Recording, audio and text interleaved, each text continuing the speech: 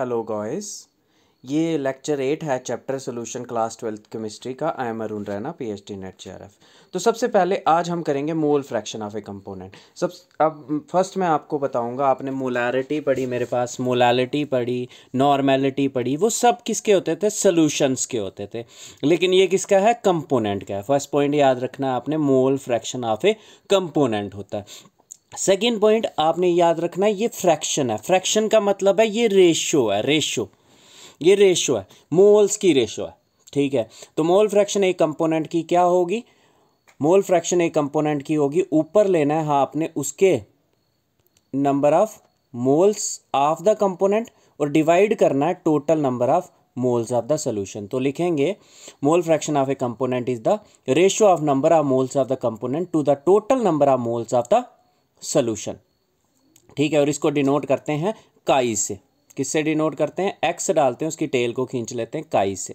ठीक है, नेक्स्ट आ गया, अगर दो बाइनरी सोल्यूशन लेते हैं। बाइनरी सोल्यूशन क्या हो गया? जिसमें दो कंपोनेंट्स होंगे, ए और बी।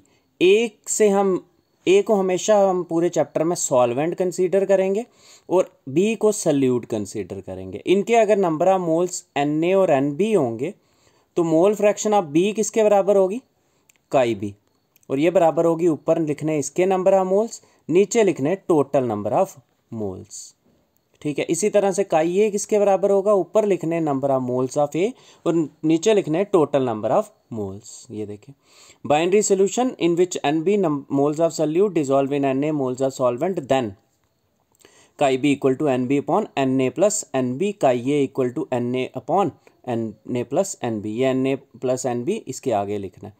अब नेक्स्ट पॉइंट आ जाता है कि अगर हम देखें काई बी प्लस काई ए किसके बराबर आ जाएगा, तो देखो काई बी किसके बराबर होता है? N B upon N A plus N B.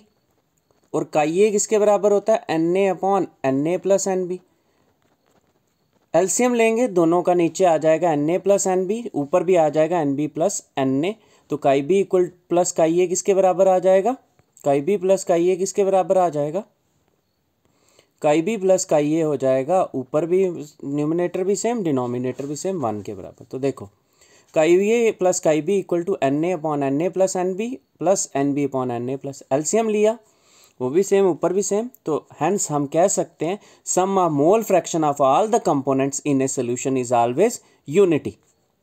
ठीक है, अब ये रेशियो है, मोल फ्रैक्शन है ना, रेशियो है, इसलिए इसका ऊपर भी मोल्स यूनिट होंगे, नीचे भी। तो रेशियो है इसलिए इसका कोई भी यूनिट नहीं होगा। Since it is a ratio of number of moles therefore it has no units. Next है वेरिएशन विद टेम्परेचर। तो देखो इसमें इसके फार्मूले में वॉल्यूम नहीं है, नंबर ऑफ मोल्स ही हैं सिर्फ, तो इसलिए ये टेम्परेचर के साथ वेरी नहीं करता। क्लियर? नेक्स्ट एक न्यूमेरिकल करते हैं। पिछली 2 बार भी मैंने वीडियोस बनाई, वो अपलोड नहीं हुई, तो इसलिए मैं इस बार छोटी सी वीडियो बनाऊंगा और नेक्स्ट टाइम हम इसको नेक्स्ट वीडियो को अच्छे से करेंगे। रेक्टिफायर सेपरेट, इसमें आपको पता होना चाहिए रेक्टिफायर सेपरेट क्या होता है। रेक्टिफायर सेपरेट क्या होता है? रेक्टिफायर सेपरेट होता है, कोई भी पूछे रेक्टिफायर सेपरेट क्या होता है, तो रेक्टिफायर सेपरेट होता है 95% इथेनॉल।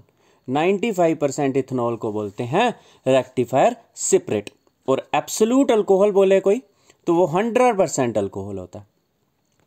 तो रेक्टिफायर सेपरेट लिया जिसमें 95% इथेनॉल होगा, बाय वेट है, बाय मास है, इसका मतलब 95 ग्राम इथेनॉल है और 100 ग्राम सोल्यूशन है। तो मास ऑफ इथेनॉल कितना आएगा? 95 ग्राम। मास ऑफ सोल्यूशन कितना आएगा? 100 ग्राम। मास ऑफ वाटर दोनों का माइनस करके 5 ग्राम। अब हम इनके नंबर ऑफ मोल्स निकाल लेंगे। तो नंबर ऑफ मोल्स इथेनॉल के कैसे निकालोगे? उसका mass divided by molar mass, कर लिया। Number of moles of water कैसे निकालोगे? Mass of water divided by molar mass of water, ये भी कर लिया। मोल फ्रैक्शन ऑफ इथेनॉल किसके कैसे निकालोगे? Number of moles of ethanol divided by total. अब एक का निकल गया, अगर 2 ही हैं तो दूसरे का कैसे निकाल दोगे? 1 माइनस करके, क्योंकि sum of mole fraction of all the components कितनी होती है? यूनिटी होती है। तो ये एक ही क्वेश्चन इसमें स्लाइड में डालूंगा मैं, ताकि क्लियर हो।